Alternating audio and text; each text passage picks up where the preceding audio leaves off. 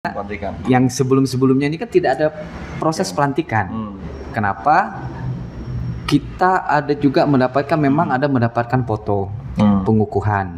Nah, kemudian di dalam proses yang waktu kami bersengketa secara administrasi di PT Tun itu juga kita ada menghadirkan beberapa orang saksi di situ, menyatakan bahwa memang pada saat baik itu yang keputusan maupun pengukuhannya, menurut mereka secara hukum administrasi negara pada proses pelantikan itu memang tidak ada pelantikan. Karena kalau di dalam pelantikan itu pasti ada pengambilan sumpah janji. Menganggap teman-teman di KPU itu tidak netral. Ya, kalau bicara netral atau tidak netral ini sampai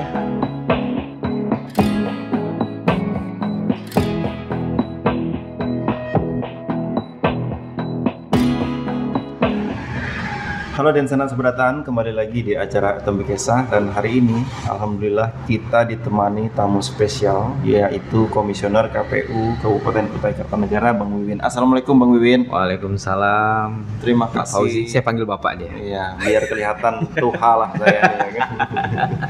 Terima kasih Bang Wiwin. Padahal tuha saya tegaknya. Tapi saya disebut oleh kawan-kawan itu dari dulu sampai sekarang dia pernah berubah bunganya. Uja Sida ya, tapi ini tahu yang lain. Alhamdulillah. Alhamdulillah. Tapi kayaknya underdeal sudah mulai terpian ya kan. Udah ketahuan dah. Olahraga nggak bisa maksimal lagi. Oke, siap. Sekedar menginformasikan bahwa Bang Wiwin kami juga telah mengundang Bawaslu Kabupaten Kutai Kartanegara, ya kan, penyelenggara pemilu terkait semacam kritik dari pengamat atau masyarakat lah terkait penyelenggaraan pemilu yang dilaksanakan di Kabupaten Kutai Kartanegara ini. Sebagaimana yang kita ketahui kan bahwa ini PSU sambil berjalan, dan mungkin nanti kita akan juga ngobrol tentang PSU Bang ya. Tapi sebelumnya PSU ini kan terjadi karena ada sejarahnya Bang. Iya. Nah itu yang memang belum terklarifikasi kepada masyarakat, dan juga sehingga munculnya miskomunikasi, sengketa dan lain sebagainya macamnya, yang memang hal ini perlu dijawab oleh stakeholder dalam hal ini penyelenggara pemilu KPU dan Bawaslu. Mungkin kalau dengan Bawaslu siapa tahu nanti mereka bersedia di lain waktu juga, menurut kita tidak masalah. Tapi alhamdulillah karena KPU sudah hadir. Nah, awal-awal dari sejarah tersebut terjadinya PSU ini Bang, dalam pendapat masyarakat di video kami sebelumnya, yaitu adalah terdapat putusan MK 129 tahun 2024 yang dimana Bapak Edi Damansah kemarin mengajukan permohonan untuk hitungan masa jabatan beliau. Dan putusan MK tersebut dalam perspektif hukum dari Bung Laude itu kemarin ya, di video sebelumnya itu, bahwa itu ditolak permohonan pemohon secara keseluruhan dulu. Artinya itu tidak boleh lagi. Nah, bagaimana pada saat itu perspektif KPU melihat putusan MK tersebut? Kan ramai itu Bang di media. Nah, bagaimana perspektif KPU pada waktu itu? Putusan 129. Iya, putusan 129. Artinya ini ada proses lain dari proses kita, pastinya itu ya kan. Karena dalam proses itu pun perlu kami sampaikan bahwa dalam proses sengketa di dalam pilkada, sesuai diatur di Undang-Undang 10 2016 itu ada namanya proses sengketa administrasi dan proses sengketa pemilihan. Nah, pemilihan ini kan terkait hasil pemilihan ya, proses sengketa hasil pemilihan.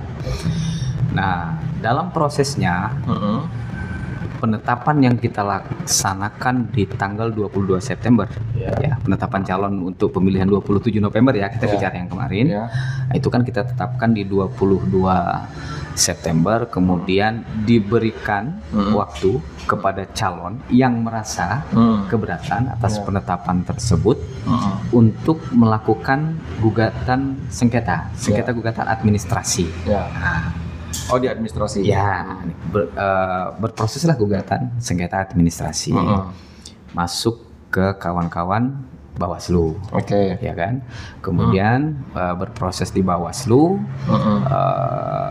keluar itu hanya berupa pemberitahuan. Kalau tidak salah ya, nanti kalau memang saya salah dikoreksi. Pemberitahuan bahwa ajuan sengketa ini tidak bisa dilanjutkan. Karena mereka itu dari Bawaslu. Dari Bawaslu. Mereka pasti punya aturan ya. Punya aturan itu bahwa yang sempat kemarin saya tangkap itu salah satu poinnya, nanti coba diklarifikasi lagi bahwa tidak ada kerugian yang didapatkan oleh calon. Karena posisinya calon semuanya ditetapkan, kecuali kalau memang ada salah satu calon yang tidak ditetapkan, sementara dirinya merasa bahwa dia patut ditetapkan. Nah, itu yang masuk disengketakan di Bawaslu. Berbekal dari ini, salah satu dari paslon ya pada saat itu yang mungkin dari tim atau gimana kita kurang ini lanjut diatur di dalam Undang-Undang 10/2016 itu punya hak untuk melanjutkan gugatan itu ke PT Tun. Ya, PT Tun ya, bukan Petun ya. Pengadilan Tinggi Tata Usaha Negara yang untuk kita Kalimantan ini masuk di Banjarmasin. Nah, itu seingat saya surat masuk itu kalau tidak tanggal 5 Oktober. Ya, karena setelah proses di Bawaslu, ini dari Bawaslu nih. Ya, Bawaslu. Lanjut lagi. Ya, hasil yang mereka dari Bawaslu mereka bawa ke PT Tun. Masih dalam rangka proses sengketa administrasi. Nah, administrasi lanjutlah berproses di PT Tun dari tanggal 7 sampai tanggal 22-23 kalau tidak salah ingat itu keluar putusan. Bahwa penggugat ini tidak mempunyai legal standing karena bahasanya yang dibawa dari Bawaslu ini tadi pun bukan merupakan putusan yang memang bisa untuk dibawa begitu ke tingkat selanjutnya. Nah, akhirnya setelah itu secara kembali lagi diatur di pasal, saya lupa persis, dari 154 kalau tidak salah ya, di Undang-Undang 10/2016 itu, bahwa setelah keluar putusan di PT Tun, ini masih terkait sengketa administrasi, maka pihak yang kalah ya bahasanya nih, pihak yang kalah diperbolehkan untuk melakukan gugatan kasasi ke tingkat Mahkamah Agung. Nah, ke tingkat Mahkamah Agung. Setelah dari Banjarmasin tadi, ke Mahkamah Agung. Cuman memori kasasi maupun kontra kasasi, memori kasasi yang diajukan oleh penggugat, kontra kasasi dari kami yang tergugat untuk memberikan jawaban, itu tetap melewati PT Tun. Nanti kan baru dibawa ke Mahkamah Agung. Nah, itu berprosesnya kalau di undang-undang mereka itu memasukkan tanggal 28 atau 29 yang diberikan batas akhir terhadap tergugat itu 3 hari setelah penggugat memasukkan memori, maka kami harus memberikan kontra memori. Nah, kami juga waktu pada saat itu memberikan kontra memori di tanggal kalau 31 Oktober. Berproses maksimal di Mahkamah Agung itu 15 hari kerja. Itu dibunyikan di Perma 11 2016 peraturan Mahkamah Agung, kemudian juga di Undang-Undang di Undang-Undang 10 2016 juga dibunyikan. Nah, itu ada. Proses itu memang ada. Nah, akhirnya saya lupa tanggal ya. Ini mohon maaf sekali saya lupa tanggal. Yang jelas di November itu sebelum pemilihan kembali diputuskan oleh Mahkamah Agung sengketa administrasi yang diajukan ini tadi ditolak gitu ya kan. Nah, berarti sisa administrasi ini udah clear nih. Sudah clear. Nah, sudah clear bahwa ada legitimasi yang diberikan oleh Mahkamah Agung yang memang punya kewenangan untuk menangani terkait sengketa administrasi pemilihan mengeluarkan bahwa apa yang dilakukan oleh KPU ini sudah on the track. Nah, begitu kita bicara. Nah, aduh ya Allah, kenapa sih ini kak jadi gori baru gini? Ini hawanya agak beda rasanya. Aduh, jadi itu sudah clear semua sampai di situ. Jadi lanjutlah nih. Habis itu lakukanlah pemilihan, ya kan? Belum, Bang. Kita masuk ke adanya PKPU itu tadi, Bang. PKPU. PKPU nomor 8 tahun 2024 ya. Yang di sini juga jadi debatable tuh Bang. Betul. Ada yang poin D sama poin E kah itu? Ya. Yang masing-masing itu mempunyai tafsir. Ya kan terkait hal itu. Mohon maaf sambil ya. Gas Bang. Memang itu khusus untuk Etam Kopi ya. Siap. Cuman kami di kawan nampilkan merek Bang. Oh iya. Karena belum masuk sponsor nih. Oh iya, sponsor masuk tampilkan ya kan. Mau Etam nampilkan duluan jadi bayar kan. Mohon maaf. Oke Bang. Terjadilah terbitlah PKPU itu tadi. Ya, terjadi banyak debatable dan lain sebagainya macamnya. Nah, bagaimana mekanisme KPU pada waktu itu menetapkan? Oke, siap. Paslon Edi Randy pada waktu itu ya. Yang mengacu kepada PKPU itu tadi. Oke, siap. Gimana? Ya. Jadi sebenarnya yang saya sampaikan sebelumnya ini seharusnya setelah ini gitu kan. Nah, ini kan proses penetapannya dulu baru ada sengketa kan gitu. Gitu. Ya, tapi tidak apa-apa, tidak masalah. Tidak masalah itu. Tetap saling keterkaitan. Jadi memang berbicara di luar ya, terlepas dari kami penyelenggara, pasti semuanya akan menunggu nih terkait PKPU pencalonan pada saat itu. Kalau administrasi tadi sudah clear kan? Ya, kalau administrasi sudah clear itu pasca penetapan, ya kan? Ini proses menuju penetapan kan gitu maksudnya nih. Nah, keluarlah PKPU 8 tahun 2024, terusus diatur di pasal 19 poin E. Kemudian di dalam PKPU itu ada timeline, tahapan dan jadwal, ada proses pendaftaran, ya kan, ada proses verifikasi administrasi, verifikasi faktual, kemudian kesehatan, ya pokoknya semuanya lah ada di dalam PKPU 8 timelinenya, dan itu kita sesuaikan, kita laksanakan sesuai dengan tahapan dan jadwal yang sudah dituangkan di dalam PKPU. Kembali tadi kami kembali ke awal bahwa dalam proses pembuatan PKPU yang dilakukan oleh KPRI itu pasti landasannya di Undang-Undang 10 2016 pasal 9 itu. Nah, kita daerah ini tidak mungkin kita masuk ke situ. Ya kan? Tidak mungkin kita masuk ke situ, sehingga pada posisinya baik KPU provinsi, KPU kabupaten maupun KPU kota, ini kan implementator dari regulasi yang dibuat oleh KPU RI. Nah, KPU RI lah regulatornya gitu loh. Kita di daerah hanya implementator, pelaksana ini. Karena kita ini kan vertikal nih. Ya kan, vertikal. Walaupun bersifat mandiri, KPU provinsi, kabupaten, kota itu bersifat mandiri, tapi kalau terkait persoalan aturan maka dia tetap melaksanakan apa yang sudah dikeluarkan oleh RI. Nah, jadi terkait persoalan itu secara prosesnya apa yang ada di dalam PKPU 8 kita laksanakan.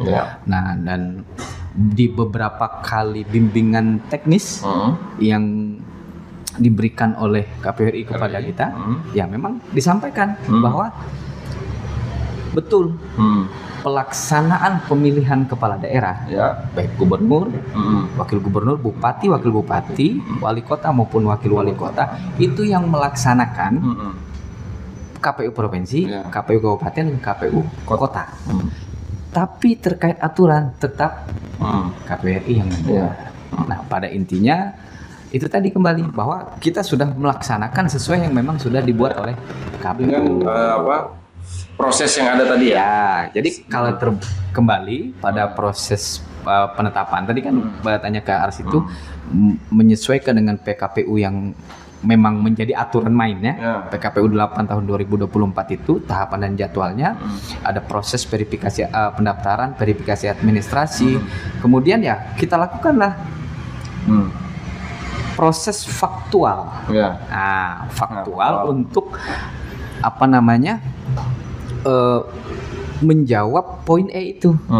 Proses bahwa periodisasi itu dihitung sejak pelantikan. Nah, sehingga kami pada saat verifikasi administrasi salah satunya melakukan koordinasi kepada bagian tata pemerintahan pemerintah daerah Kabupaten Kutai Kartanegara. Karena terkait proses administrasi kepala daerah itu ada di situ. Di Pemkab bukan? Ada. Bukti dokumentasi kita ada. Kemudian berita acara serah terima berkas dari pihak bagian tata pemerintahan itu ada kepada kita. Dari proses SK ya kan, itu kalau tidak salah pada 17 Oktober 7 Oktober 2017. Nah, kan mulai melaksanakan tugasnya itu kan itu. Kemudian terbit lagi dengan SK yang berikutnya sampai beliau definitif di 14 Februari ya kalau tidak salah. Mohon maaf kalau saya salah, tolong dikoreksi. 14 Februari 2019. Sehingga dari beberapa dokumen-dokumen ini dokumen-dokumen ini kita melihat ke poin E itu tadi, yang mana memang masuk kategori pelantikan. Karena yang sebelumnya berarti belum pelantikan tuh. Ya, karena yang sebelum-sebelumnya ini kan tidak ada proses pelantikan. Kenapa? Kita ada juga mendapatkan foto pengukuhan. Nah, kemudian di dalam proses yang waktu kami bersengketa secara administrasi di PT Tun itu juga kita ada menghadirkan beberapa orang saksi di situ, menyatakan bahwa memang pada saat baik itu yang keputusan maupun pengukuhannya, menurut mereka secara hukum administrasi negara pada proses pelantikan itu memang tidak ada pelantikan. Karena kalau di dalam pelantikan itu pasti ada pengambilan sumpah janji. Jadi salah satunya adalah poin itu yang diatur di Undang-Undang Pemerintah Daerah terkait proses jabatannya. Sehingga ketika kita hitung dari beberapa berkas yang kita dapat ini sebelum masuk ke situ untuk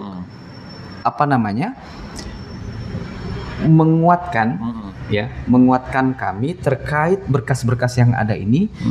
Pada tanggal 5 September itu kami kembali berkoordinasi dengan bagian Biro Pemerintahan Provinsi Kalimantan Timur.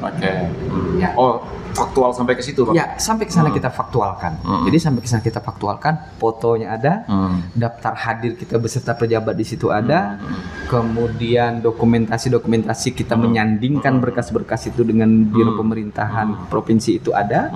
Nah, habis itu dan sama. Dan mereka juga menyampaikan bahwa kalaupun ini dilanjutkan ke Kementerian Dalam Negeri, maka hasil datanya sama aja. Jadi tidak ada bahasa yang memenuhi unsur pelantikan di poin itu gitu. Nah, hanya yang terhitung sejak yang 2 tahun berapa bulan itu ya. Mohon maaf ini karena udah lewat kemarin gitu kan. Wajar, mana lagi kegiatan hari ini kan padat nih, lagi pemilihan. Luar biasa kita. Karena kalau lupa-lupa 3 itu orang mengerti aja lah. Kan? Nah, jadi setelah melalui rangkaian proses ini, nah artinya dengan pembuktian berkas tersebut, kita menetapkan. Tapi kan ada pertanyaan, ada kritikan dari pengamat hukum itu kan bahwa memang di poin B-nya kalau tidak salah, PLH, PJ dan segala macam itu dianggap sama. Nah itu bagaimana? Makanya kita mencoba membacanya ini kan secara utuh nih. Nah, secara utuh. Artinya yang menjadi kunci ini kan di poin E, pelantikan. Mau dia pada posisi definitif, dalam posisi pejabat sementaranya, ketika memang ini kalau definitif pasti dilakukan pelantikan. Nah, sementara dalam posisi pejabat sementara ini kan secara administrasi itu tidak dilakukan pelantikan, dibuktikan dengan bukti-bukti administrasi yang ada itu. Proses telah berjalan. Ya kan? Lanjut sengketa yang seperti kita bahas tadi itu terkait administrasi. Baru ada sengketa ke petun dan lain sebagainya. Kan? Selanjutnya terjadi penetapan,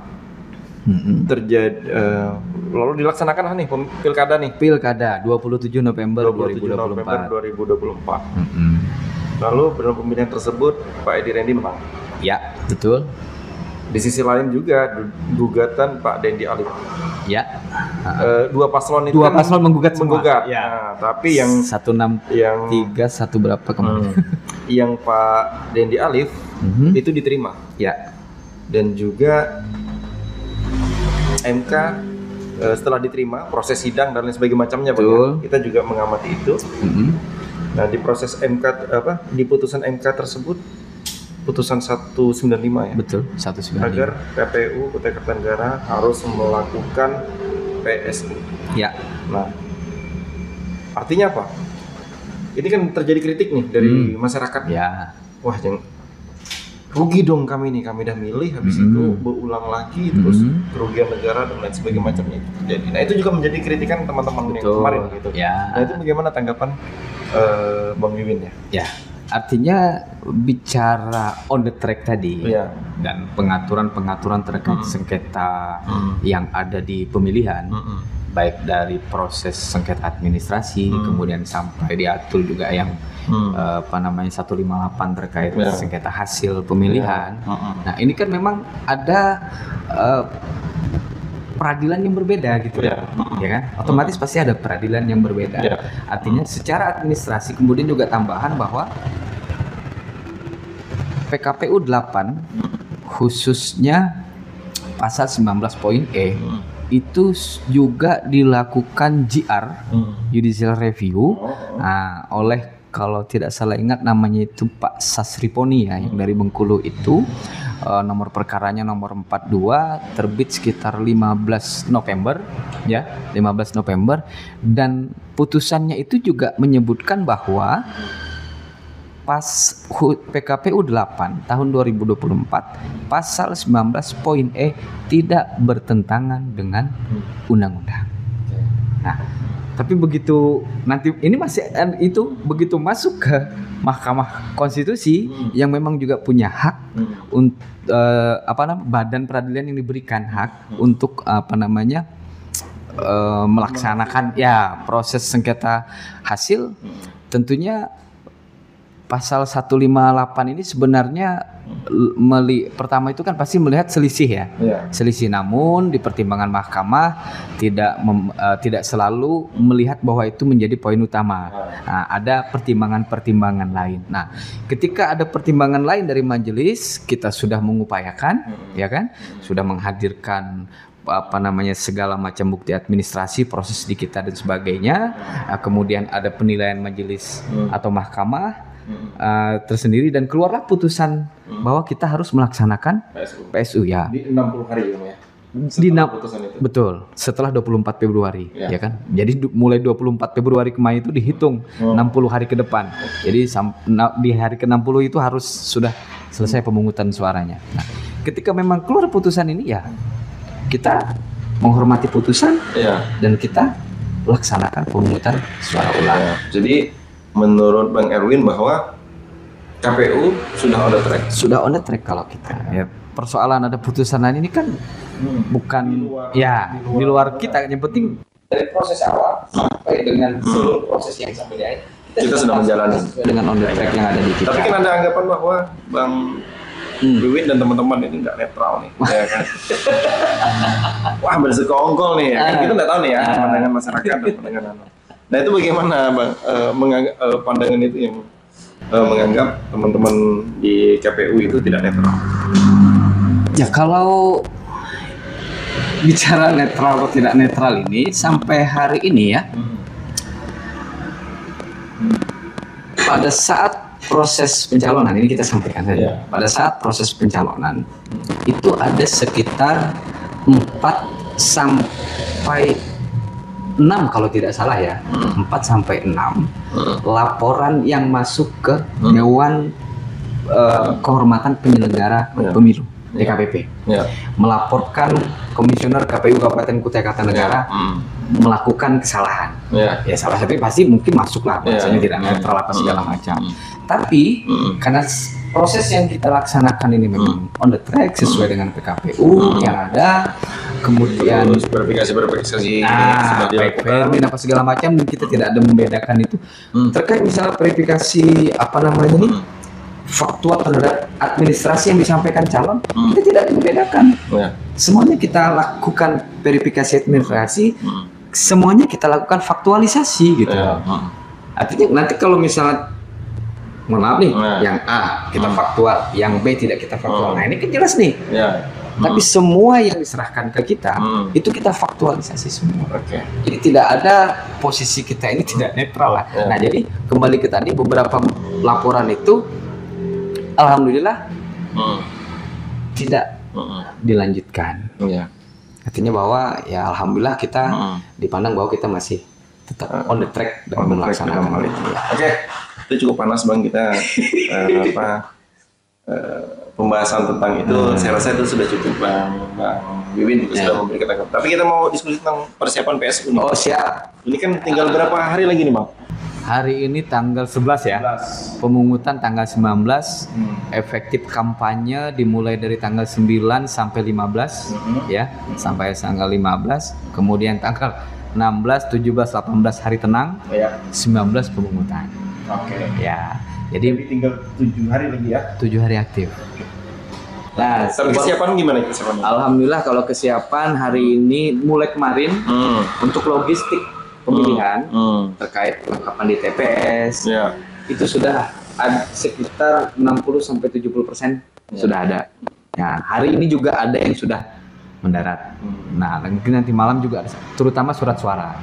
Nah, jadi apa namanya, kalau terkait TPS, karena kita ini pemungutan suara ulangnya tingkat kabupaten, kabupaten, maka ya tetap seperti kemarin, jumlah TPS kita 1447, yang reguler itu ada 1441, kemudian ditambah 6 yang lokasi khusus.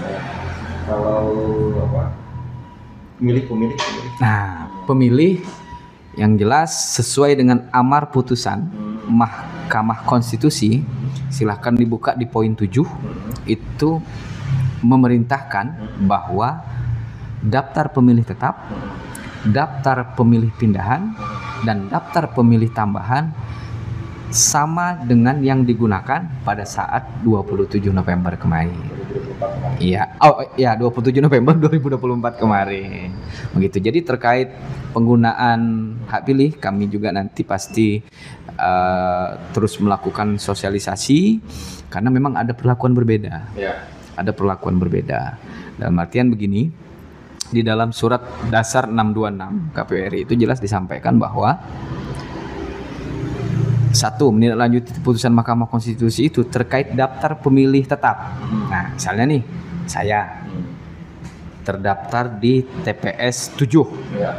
Kelurahan saya Mangkurawang nih, kelurahan saya Mangkurawang. Kebetulan di 27 November kemarin saya tidak sempat menggunakan hak suara saya. Nah, sementara saya terdaftar dalam daftar pemilih tetap. Maka di 19 April 2025 nanti saya boleh menggunakan hak pilih saya karena saya masuk di dalam daftar pemilih tetap. Nah, oke, itu clear. Kalau daftar pemilih tetap itu clear. Nah, kemudian terkait yang pindah memilih. Nah, pindah memilih ini kalau kemarin kita itu kan pemilihan gubernur, wakil gubernur, kemudian bupati dan wakil bupati. Tentunya kalau yang pindah memilih karena di hari H bekerja pada TPS tertentu, maka dia akan, kalau itu antar kabupaten, maka pada saat itu dia hanya mendapatkan 1 surat suara, ya kan. Kemudian kalau dia tetap dalam 1 kabupaten, maka dia akan mendapatkan 2 surat suara, baik gubernur maupun bupati. Jadi di 19 April nanti terkait yang pindah memilih ini, dia akan menyalurkan haknya tapi tidak yang antar kabupaten ya, karena pasti dia kemarin hanya mendapatkan suara gubernur. Nah, ini kita yang bicara ber-KTP Kutai Kartanegara. Nah, misalnya kemarin dia KTP-nya di Tenggarong, otomatis terdaftar DPT-nya Tenggarong. Karena sesuatu dan lain hal, di hari H dia harus mengerjakan sesuatu di tempat lain, dia mengajukan surat pindah memilih, Lokulu misalnya, ya kan, ini sudah beda kecamatan nih, melakukanlah dia pindah memilih, menggunakan hak suaranya di sana, dan dia tetap mendapatkan 2 surat suara. Nah, maka keberlakuannya di 19 April nanti, dia wajib melakukan penyaluran suaranya itu harus tetap di Lokulu. Oh, yang kemarin melakukan di situ sementara di orang negara, dia harus tetap di situ, tidak boleh kembali. Nah, karena putusan MK tadi ya kan? Betul, ini berbicara putusan MK kembali. Kemudian ada lagi kawan-kawan kita yang sekarang lagi bersekolah di SMA ya dan sederajat lainnya, tentunya kemungkinan besar setelah 27 November dari 28 menuju 19 April akan berumur 17 tahun ya 17 tahun. Maka mohon maaf di 19 April nanti dia tidak bisa menggunakan hak pilihnya karena poin amar putusan Mahkamah Konstitusi daftar pemilih tambahan itu sama seperti 27 November, betul. Kemudian nih terkait yang pindah domisili setelah 28 November ya 28 November menuju ke 19 April. Nah, maka contoh saya memilih di kemarin 27 di Mangkurawang. Begitu menuju 19 April pindahlah saya ke Luakulu lagi nih. Ke Luakulu. Seharusnya dan terbit KTP saya di sini. Terbit KTP saya di sini. Sementara ini masih dalam satu wilayah yang melaksanakan PSU. Maka saya sebenarnya kan data saya sudah dicabut nih. Dalam sarana untuk menggunakan hak pilih, saya harus tetap kembali dan saya boleh mencoblos di TPS asal saya. Pertama itu, yang kedua ketika saya menggunakan hak pilih saya di TPS asal, maka nanti di situ akan ada form yang saya isi, ya kan? Karena di sini melaksanakan PSU nih, takut nanti ada penyalahgunaan KTP. Di sini akan membuat surat pernyataan bahwa sudah menggunakan hak pilihnya di TPS tersebut, ditandatangani oleh saksi atau KPPS yang ada di tempat. Artinya petugas-petugas kita siap lah? Siap kalau itu. Kemudian kalau yang antar kabupaten, Kukar, kemarin 27 November dia terdaftar, setelah tanggal 28 karena sesuatu lain hal dia pindah ke Samarinda. Nah, itu tidak bisa pindah memilih, tapi dia punya hak masih memilih di sini. Nah, itu boleh. Boleh. Walaupun sudah terbit KTP-nya di sana. Karena dasarnya amar putusan. Begitu. Siap. Artinya izin sebentar ya. Siap. Ya, lanjut silakan. Artinya sejauh ini prosesnya juga sudah berjalan dan intinya KPU siap melaksanakan. Insya Allah. Dan kemarin juga debat visi misi. Kalau debat visi misi ini berapa kali, Bang? Kalau di amar putusan memang Mahkamah Konstitusi menyampaikan bahwa KPU harus melaksanakan kampanye atau debat terbuka, tidak ada pembatasan. Nah, tapi di surat 494, surat dasar 494 dari KPU RI kepada kita yang melaksanakan PSU wajib melaksanakan 1 kali.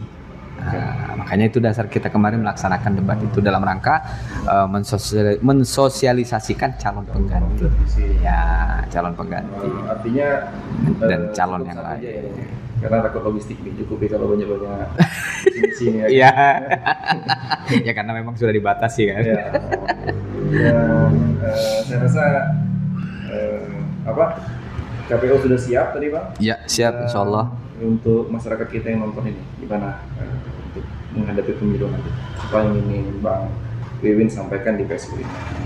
Ya, artinya bahwa putusan Mahkamah Konstitusi ini adalah putusan yang harus kita hargai. Ya, apapun kondisinya harus kita hargai dan ini menjadi peraturan yang kita harus laksanakan terkait hasil pemilihan ya. Kita bicaranya terkait hasil pemilihan karena memang ada proses-proses sengketa yang harus berproses sesuai dengan Undang-Undang 10/2016 terkait pemilihan kepala daerah. Sehingga alhamdulillah sebenarnya kita patut berbangga. Di Kalimantan Timur kalau tidak salah kita ini urutan ketiga terkait partisipasi masyarakat dalam menggunakan hak pilihnya di 27 November kemarin. Kurang lebih 70,9 hampir 71%. Dan bisa kita bulatkan 71% lah begitu kan. Nah, ya, di 2015 itu sekitar 58, kemudian di 2020 itu 56%. Nah, sekarang jadi 71. Nah, ini artinya bahwa kemarin proses yang ada di kita ini kan menjadi sebuah legitimasi buat kita penyelenggara bahwa masyarakat memberikan legitimitnya kepada kita terhadap apa yang kita laksanakan dalam dia menyalurkan hak suaranya gitu lah. Ini kita anggap seperti itu. Nah, Kemudian untuk di 19 April nanti tentunya harapan kita bahwa ya minimal tetap dengan angka yang ada. Nah, kalaupun pasti kita berharap bisa lebih lagi. Artinya bahwa kembali seperti yang kami sampaikan tadi, bahwa putusan Mahkamah Konstitusi ini ya harus kita hargai bersama. Nah, dan kami dalam rangka melaksanakan putusan ini sudah insya Allah kita siapkan segala sesuatunya untuk pelaksanaan itu, dan kami harap jangan lupa di tanggal 19 April 2025 hari Sabtu untuk kembali datang ke TPS menggunakan hak pilihnya, meminjam bahasa moderator pada saat debat itu 5 menit di ruang bilik itu menentukan 5 tahun yang akan datang. Nah, begitu. Bang Wiwin, terima kasih semua. Jadi dan sana Kesa silakan nanti gunakan hak pilih kita semua ya untuk memilih calon pemimpin Kabupaten Kutai Kartanegara. Bang Wiwin, terima kasih telah hadir. Oke, siap. Mohon maaf, mohon izin. Pastikan nanti kalau datang ke TPS bawa KTP, bawa C pemberitahuan, undangan ya kan. Dan kalau memang mau mengecek dirinya bisa langsung di cek dptonline.kpu.go.id begitu. Itu ya. Mohon maaf. Ya, itu mencerahkan kita tuh, Bang. Siap. Kita KPU ini kan tagline melayani. Siap, betul, kita melayani. Pas kita juga melayani kan?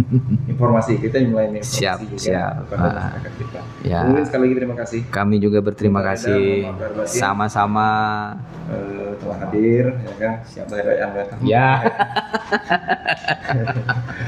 Oke, buat Desa Kesa, jangan lupa saksikan terus Kesa yang tayang di Alternative Talks dan BK TV Kaltim Gereja Benes. See you di next video.